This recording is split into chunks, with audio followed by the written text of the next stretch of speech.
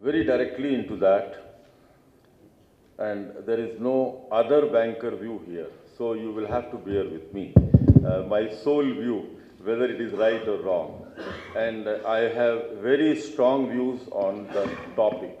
In fact, I thank FICCI to have remembered me because it's a topic very close to my heart. So I thought I'll definitely come. That's why I'm just branches all over the country, not only in just North and Central India.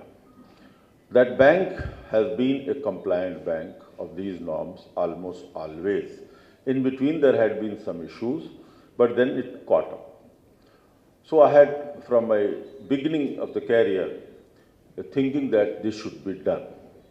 I moved to Central Bank of India, Mumbai, again a bank which has spread all over the country. I found this was not that prevalent culture there, always non-compliant. We tried to push and then be compliant.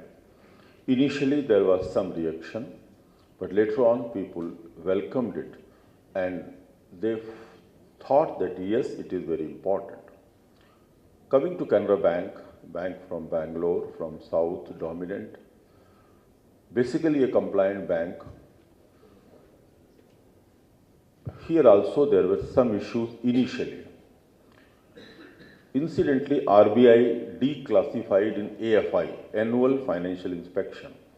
It was a compliant bank, 40% of priority sector. They made it 31%.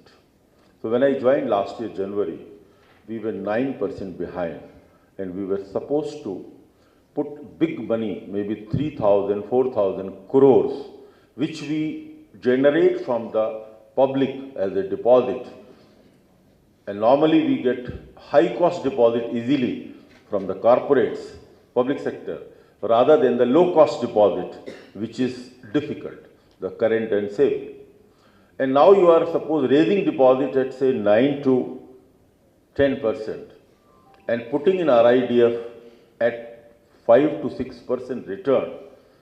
It is one that you are not compliant and you are doing unremunerative banking, a losing banking. The loss was too high. The Indian psyche is such where if you have something compulsory, if you want to do, you can do. Otherwise, you don't do. Why, after all, in the whole world, in India alone, in the Company Act amendment says that 2% of your profit you have to put in CSR. Even those who could afford, they were not diverting money to CSR. If all those corporates give 2% of their profit to CSR, a whole lot of social issues can be addressed. But as there was no obligation, nobody was doing. Now there is an obligation. Of course, they will cut corners, they will find some loopholes in the system and all, but still something will be done. Maybe 1% is not correctly done, but 1% will be done, which is required. We don't have toilets, lakhs and crores required in the rural area. Lakhs and crores.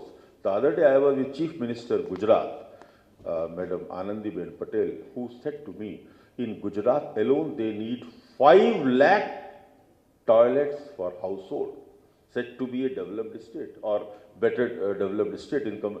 Look to then what to MP, UP, Bihar and other state. If we see, we cannot do in another 20 years that thing. There are some basic things.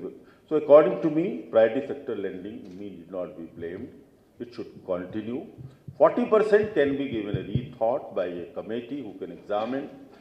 Some areas which are to be included, excluded could be considered. And banks, if they want, they have so much of network. They have to only involve the people well, motivate them well, support them well, create proper systems and processes for lending, monitoring, recovery. Then what happens,